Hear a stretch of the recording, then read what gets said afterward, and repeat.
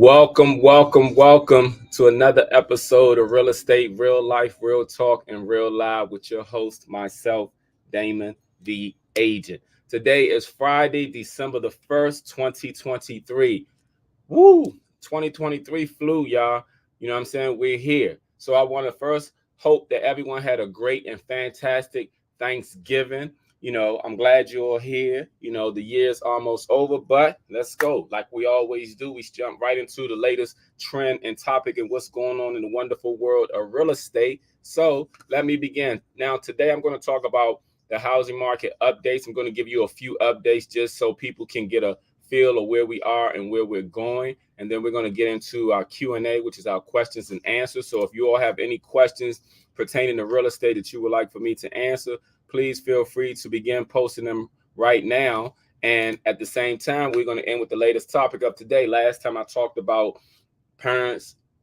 I talked about love your parents, especially to all the people who have elderly parents and parents that are getting old. Today, I'm going to talk about parents love your kids. And I'm talking about from your seed to your grown kids. So beginning today, let me first talk about the interest rate because everyone is always asking about what's the latest interest rate. As of today, for FHA 30-year fixed loan, the interest rate is 7.224. For a VA loan, the interest rate is 7.127. For a conventional loan, the interest rate is 8.073. Now, I'm going to go into some market updates for you all to understand, just to let you all know what's been going on. Now, over the past couple of months, what has been going on is prices have still continuously slightly gone up in the DC, Maryland, and Virginia area, but the number of houses that sold has gone down. For example, in October 2023, house prices in Maryland were up 5.8% compared to this time last year, selling for a median price of $405,200. On average, the number of homes sold was down 12.6% over this time last year. So basically, and then when I looked at the stats for DC and Virginia, it's basically the same trend. The prices have slightly gone up while the number of houses that have sold have gone down. Now, people always ask, when are the prices going to go down? Or they're really focused on the interest rate, but I always tell people you cannot solely focus on the interest rate because the interest rate is not the only number. And this is the reason why. Interest rate at one point were historically 18 to 22%, but the prices of houses was substantially lower than too. So, of course, those were affordable. Now, just like I just mentioned about the prices of houses have gone up over the past year. Now, if we go back to 2022, when the interest rate had went up and everybody was talking about the interest rate, but guess what? Prices have still constantly gone up. So you have to really focus on the price of the home more so than the interest rate. And the reason why I always say this is because even when the housing market crashed in 2008, people in Prince George's County were not paying attention to the taxes. What was happening in Prince George's County in 2008 after the housing market crashed was the price of houses dropped substantially, but taxes continually went up. When people were getting their tax bill, they had a tax assessment on there of what the potential of what the house allegedly was worth. And it constantly was going up. So because of that, you have to understand that when you're talking about a house, you're not just solely talking about the interest rate. You're talking about taxes. You're talking about the cost of the home. So a lot of times it's more so about affordability. As long as the price of houses continuously go up and houses are still selling and people are still buying, those prices are not going to go down. So it's more so focused on the affordability of the home. And when you focus on the affordability of the home, you tend to see, okay, if you purchase a home and then after a certain amount of time, if the interest rate does go down, you can always refinance and then make that house more affordable. There are people who are constantly still buying homes with the interest rate being 7%, like I just mentioned, because they know that, okay, 7% is really not bad. Because if you go back before 2021, when the interest rate went down historically low to 3%, if you go back a few years before that, the interest rate was lingering around 5.5%.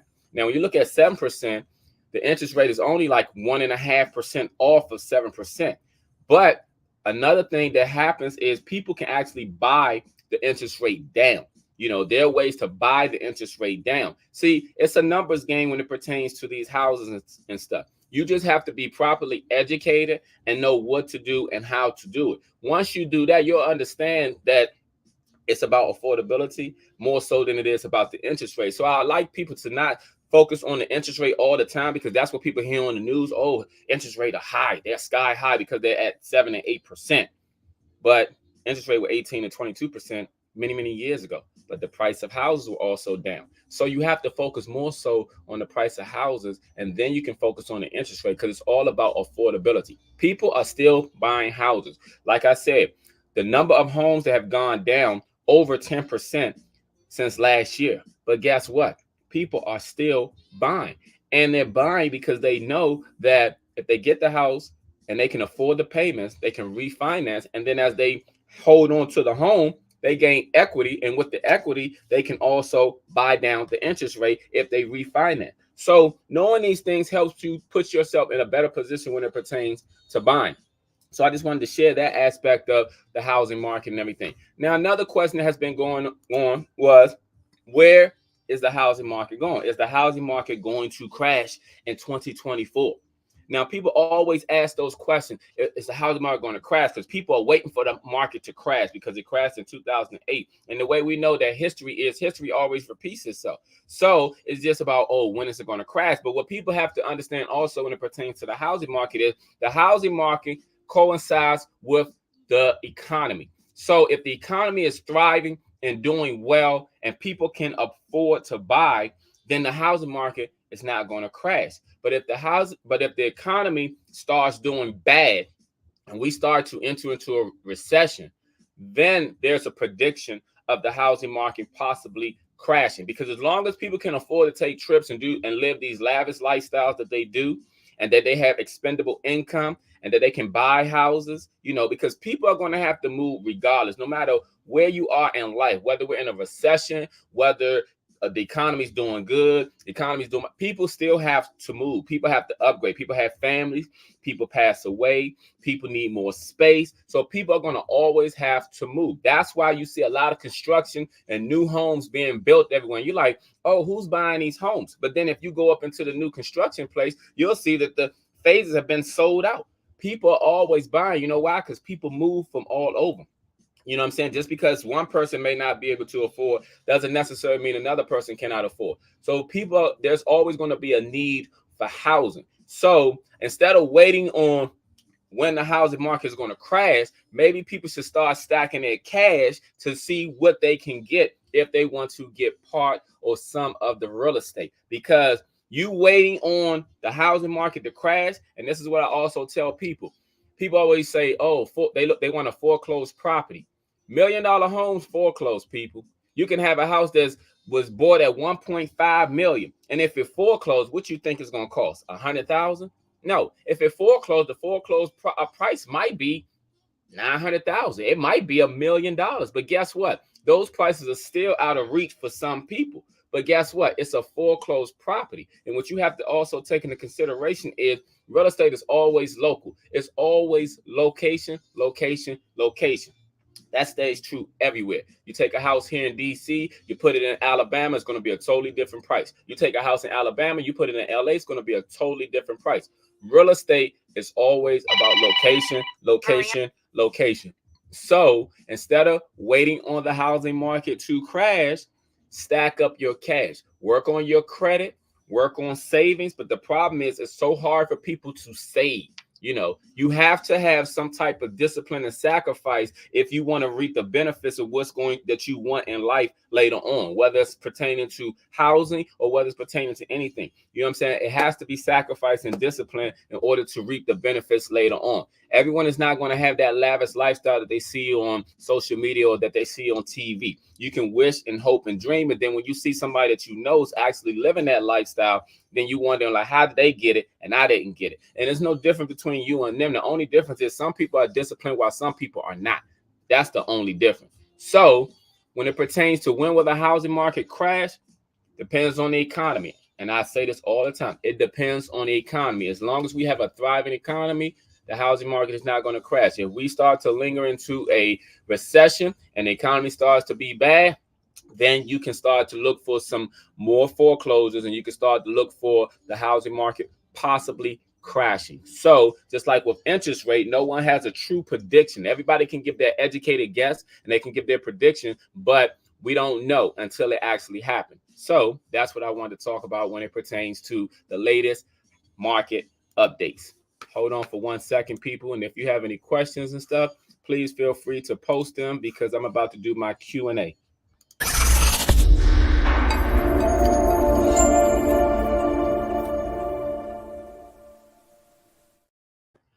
All right. Thank you. So this portion is called Q&A, which is questions and answers. If you all have any questions, please feel free to post them because I do have answers for whatever it is pertaining to real estate. So the first question comes from, well, I normally don't say who it's come from. Let me just read the question. When looking for homes, can you make more than one offer on a property? When looking for homes, can you make more than one offer on property?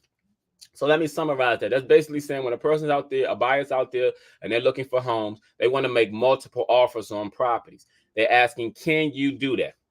Here's my professional advice. Do not do that. I would not do that. And let me explain why. Let's say you out there and you go view 5 properties. You see 3 properties that you really, really, really like, and you cannot decide which one to make an offer. You say, oh, I'm just going to make an offer on all 3. Here's the thing. If you get accepted on all 3, and then you say, oh, no, well, I really only want this one. You try to pull out on the other 2. What could happen legally, okay, because you get yourself caught up in a legal bind. What you have to understand that the contract is a legal binding contract between a buyer and a seller. What could happen is the sellers can request your earnest money deposit. See, when you make offers, you have to put down a deposit. This is part of the reason why you put down an earnest money deposit, to show how serious the buyer is and to show how committed they are with their offer being accepted by that seller. And this is the reason why it's also requested, because sellers want to make sure that how much skin in the game does that buyer actually have. So if you put down an earnest money deposit and you pull out, the seller can say, oh, well, we chose your offer and we could have accepted another offer. So we want to keep your earnest money deposit because you wasted our time. We took our house on the market for a day or 2, even if it's only for a day. They can still try to request that. And that can possibly tie your money up in litigations if the sellers decide to try to come after you for your earnest money deposit because you made an offer and you just all of a sudden withdraw your offer. I would not recommend it at all. Now, when you make an offer on a short sale property, short sales tend to take a while sometimes. Buyers tend to sometimes continue to look afterwards and everything. With a short sale property, possibly because sometimes you don't get a response back from the bank in enough time. So then buyers decide, okay, I want to withdraw my offer over there because I want this one where I can go to settlement sooner. Short sale, yes. Foreclosures and regular sales, no, you cannot. You can do whatever you want to do, but I would not advise it because of the simple fact is you could be held up in a legal battle with the seller if the seller decides to come after you for your earnest money deposit because they felt like they chose your offer over another offer and you wasted their time. I would not do that at all. Okay. Let me see. What's the other question? Hold on.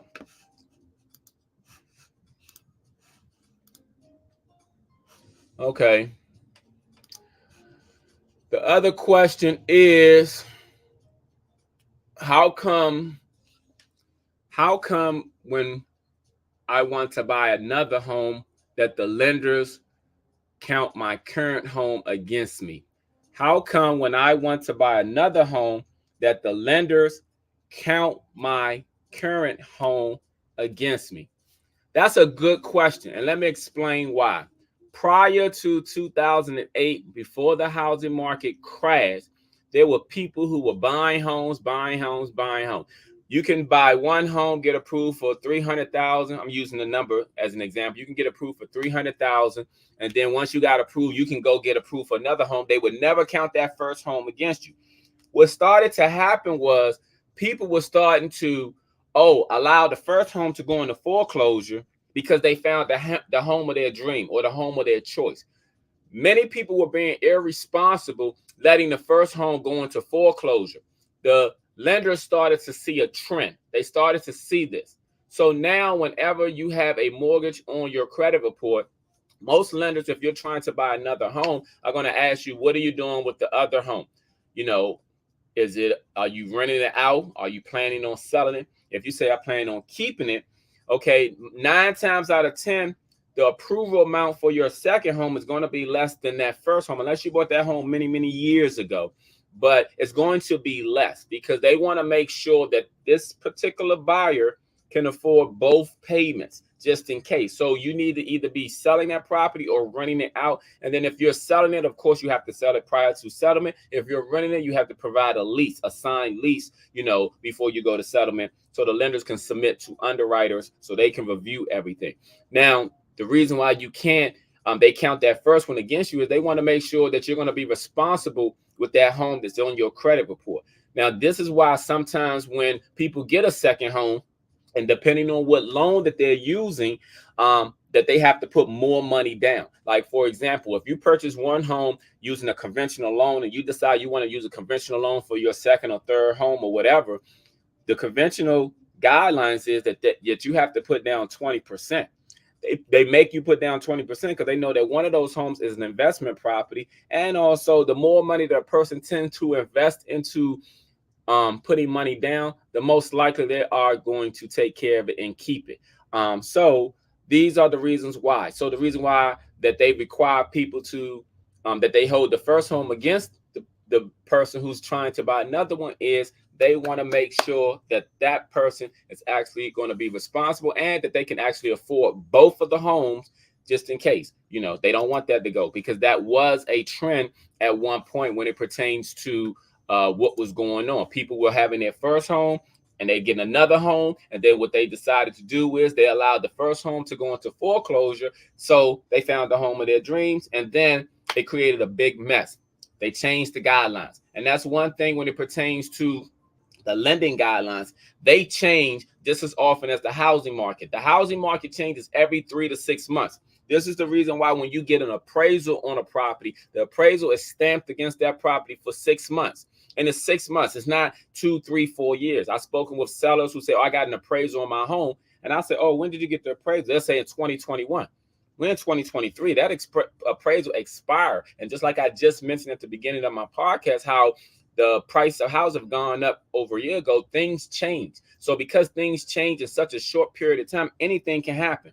So the housing market changes, you know what I'm saying? It's always changes. It's evolving all the time. Every 3 to 6 months, it is different. Like right now it's December. The market is different than it was in June or March of this year. And then when it pertains to the lending guidelines, they change very often too. This is why you always have to speak with a reputable lender when it pertains to what's going on, because they change. So sometimes when people say, my cousin bought a house and they went through this and they did that, the first question that I always ask is, when did your cousin buy the house? Because timing is everything. And sometimes they say, they bought it 5 years ago. A lot of things have happened in 5 years. 5 years ago, COVID wasn't around. For one, a lot of people have died because of COVID. So I'm just saying things change quickly in a blink of an eye. Just like today's December the 1st.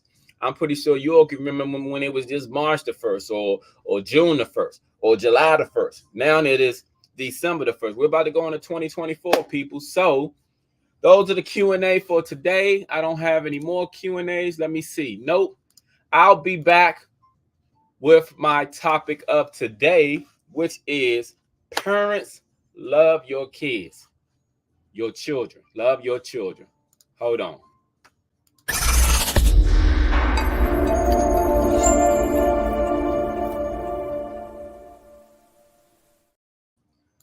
All right. Thank you for joining me. So last time my topic was love your parents. And today my topic is love your children. The reason why I am talking about this, and as far as when it pertains to, the dynamic relationships that we have between parents and children. You know, I emphasized last time about loving your parents because there are so many parents who are out here elderly. They don't get respect from their grown kids.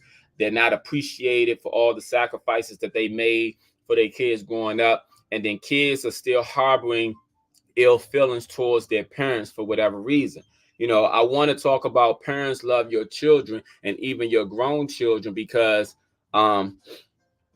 you know, it's hard for people, y'all. Y'all don't even understand. Everybody's dealing with their own mess. Everybody has dealt with things in their own family. You know, none of us had the perfect parent. None of us are the perfect parents. None of us have the perfect children. None of us were the perfect children. And for the few that were, hooray, congratulations to you all. But there are a lot of adults who are dealing with so much. But let me start with the young ones. First of all, there are a lot of men who are very neglectful of their children because of their kid's mother. They let the way they feel about their kid's mother determine what type of father they want to be towards their own seed and their own kids. And don't get me wrong, you'll have adversity. For I can give my own life. Growing up, well, not growing up, well, I have 4 grown kids. Ages, my oldest is about to turn 29. I raised my daughter who's 25 since she was 4. I have a 24-year-old daughter who I have to call back because she's going through something. And I have a son that's 22. And out of those 4 is 3 different mothers, okay? I caught hell from all 3 mothers at one point at the same time.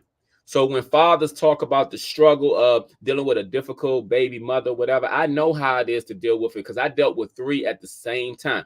The one thing I chose and made up in my mind, and I challenge all men to do this, especially those who don't have a relationship with their kids, who are letting the feelings of the mother affect their relationship with their kids. I challenge all men to make up in their mind, despite what the mother do, they're going to try their best to have a relationship with their children.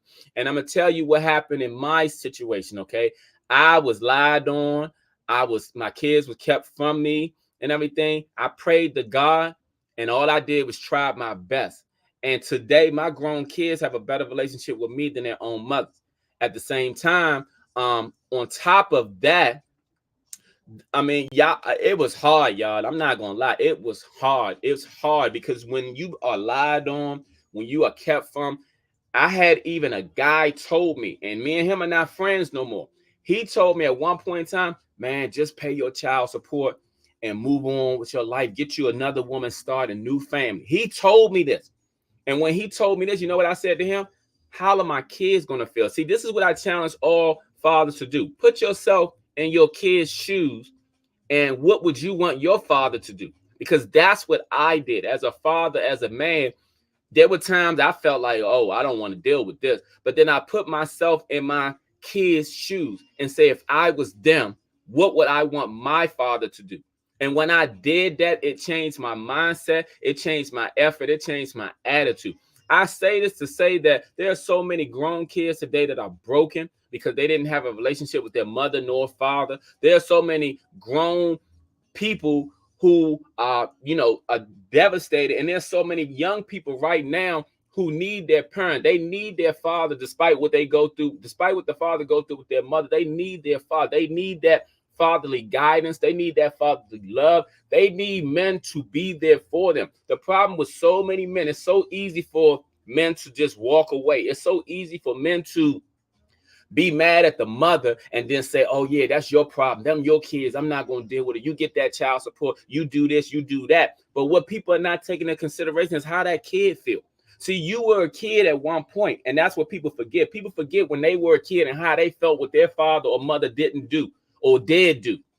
And you have a chance to make it right with your kids and stuff. See, another thing that what I looked at was, that's my blood in my kids' vein. That's how I always looked at my kids. So even when I had an issue when my son was younger and his mother's boyfriend allegedly touched my son, I went to the door, kicking the door like I was the police. And I told everybody in the house to come outside because when you touch my kids, you touch me. You understand? So I'm just saying to you all as men, you have to do better.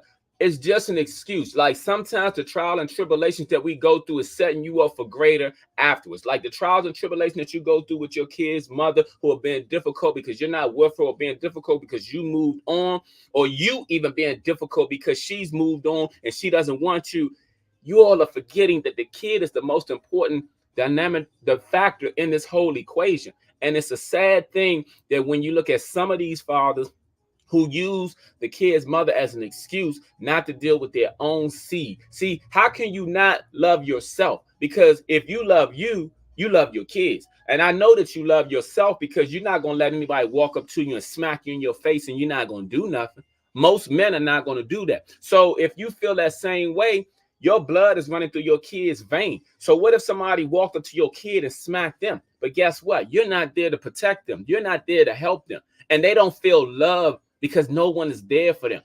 And I just say this for fathers and stuff like that, because it's just sad that, you know, you got so many men who make up excuses and feel like because they pay child support that, oh, you know what I'm saying? Don't get me wrong. I was working 2 jobs. I would leave out 6 o'clock in the morning, didn't get home till 10 o'clock at night, working 2 jobs, paying on 2 cases and raising one of my kids by myself with no help. So I know how it can be hard. But the one thing that I always did, as long as God has given me breath in my lungs, open up my eyes in the morning, I knew that was a day for me to go out there and to make a difference and to do my best. See, when you do your best, God will do the rest. And that's the problem. So many people, you say you're a Christian, you say you have faith, but you don't have faith because when you make the efforts to do what's right by your kids, the doors of the universe will open the doors for you. And they will open the doors for you till things will happen for you that you didn't even know was going to happen. When I told you I got custody of my daughter, I didn't have money for a lawyer. I couldn't afford a lawyer. I just made an effort. And as I was making an effort, things were falling into place. And guess what? Because when your heart is in the right place and your efforts are genuine and you're trying to do what's best for your kids, things will work itself out. But too many fathers out here, it's easy for men to go out here and sleep with all these women and to have all these kids, but you don't spend no time with the kids. You don't do nothing for the kids and stuff like that. And kids grow up and they see this. And then in other scenarios, sometimes in some situation, kids are being mistreated or not being loved by their mother because the kid looks so much like the father and the mother does not like the father, and the kid acts just like the father. So then you have the situations where you sometimes have mothers and daughters who are going back and forth at it because the mother doesn't want to love on the kid because the kid reminds her of the father so much. And this is why I come back again to a lot of grown adults. There are a lot of grown kids with issues and stuff because they weren't loved by neither parents. And it's like sad because everybody wants to feel love, regardless of how tough you may be, who you are. Everybody wants to feel love. But the problem is people don't give love. Everybody want to be worshiped. Everybody want to be on top. But don't nobody want to give anything. And it's sad because it's too many times that I've seen mothers and daughters not having good relationships when they're grown because of what they went through when they was younger. You know, a lot of times some mothers will be jealous of the daughters because of the attention the daughters got, or because the daughter looked like the father, or because the father loved the daughter more than the mother. It's just so much bickering and so much unnecessary things that go out here. So I say, parents, love your kids because your kids need you. I don't care how old they are, whether they are 1 or 121. If you are a parent, your kids need you. Sometimes they need you just to say simple things to them to make them feel better. Like, I love you. I'm here for you. You know what I'm saying? If you need to talk, you know what I'm saying? Let's go somewhere. Let's do. They need little things. They need simple things like a hug. A hug is so much, you know what I'm saying? It has so much meaning and expression in it. If you gave your kid a hug and held them, some of your kids will just melt. I don't care how old your kid is. Your kid can be 60, 65 years old.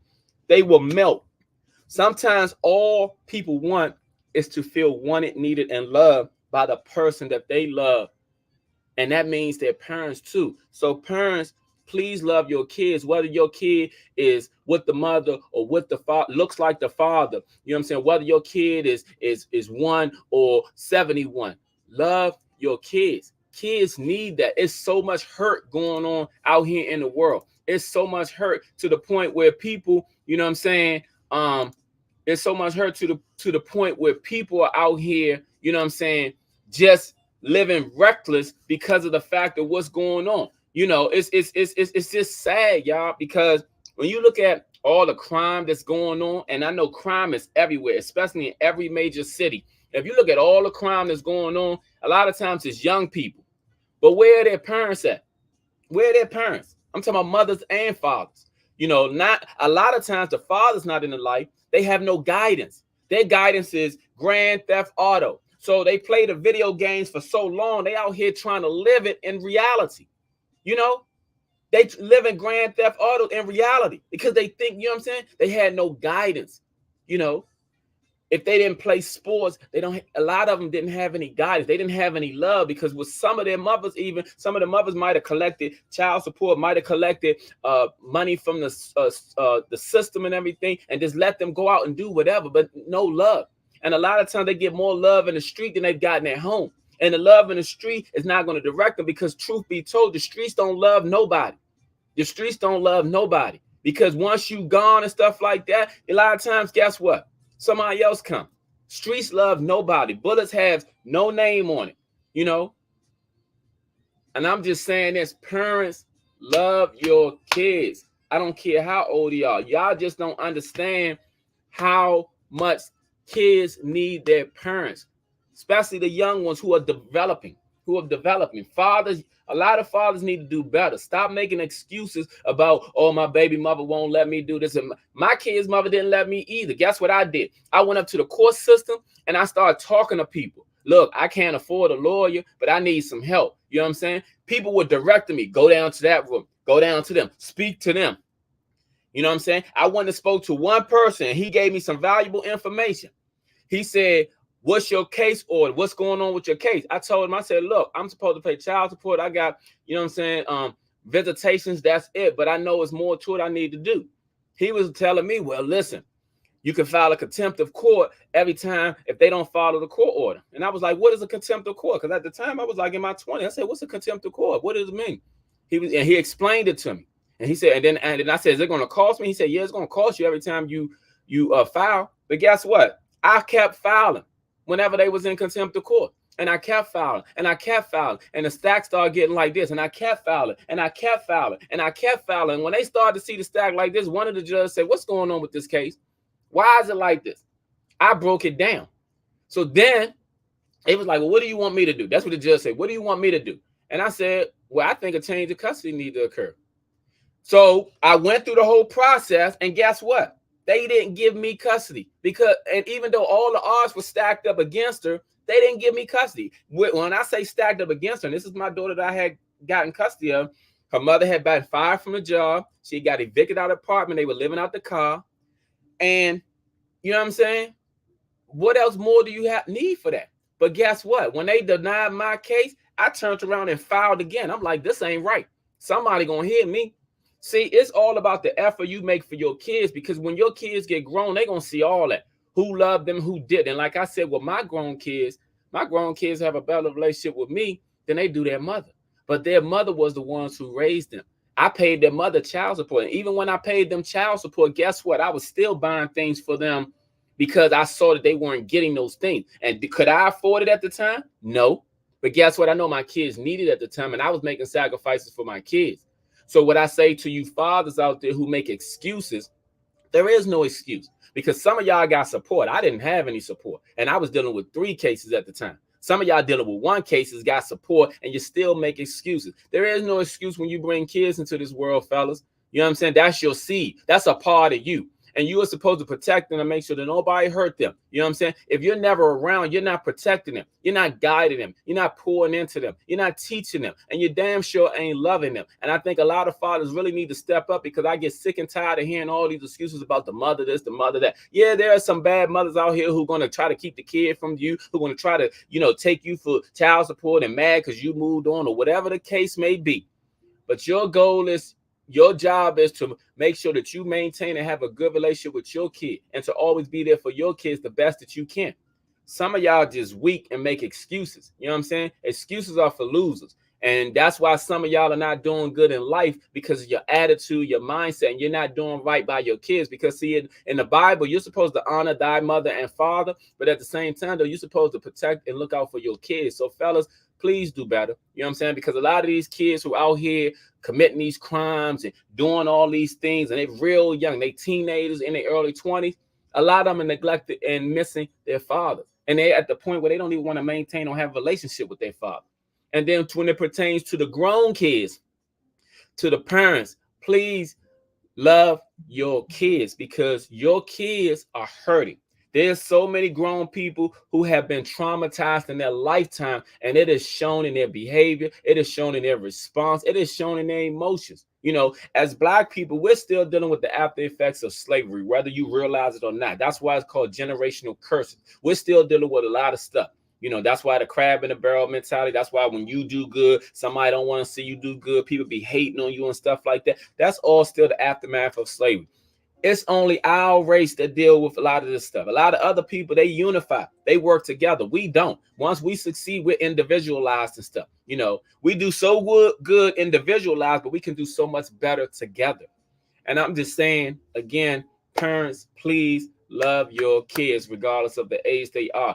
If you get a chance, please also send a text to your kids, because I've seen several people lose their kids within the past month.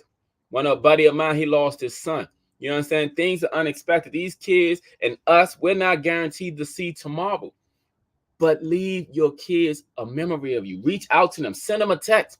Let them know you're thinking about them and that you love them. I'm talking about to the ones who are not speaking to your kids. To the ones who are speaking to your kids, just reach out to them. You'll be surprised. You will be surprised. Y'all don't understand. We all need each other, y'all. I don't care how good or great you are individual. We all need each other. Parents, you need your kids. Kids, you need your parents. So please, please, please, please make an effort. You know, for those who celebrate the holiday season, please try to at least see them. Go to 2024. Try to have and maintain a better relationship with your parents and with your children. You know, life is too short. Too many people are passing away unexpectedly. So please, I just want to say again, parents, love your children, regardless of the age they are. Make a better effort, fellas, please. You know what I'm saying? It's no excuse for not loving you, and your kids are a part of you. So there's no excuse for not loving your kids. Love your kids. When you love your kids, things will change in this world to be better for you, and you'll see it. You know, because that's how the universe operates, and that's God's law. You know, and for those of you who believe in your God, talk to your God. He'll guide you. So that's what I wanted to talk about. So let me summarize my show and come to a close.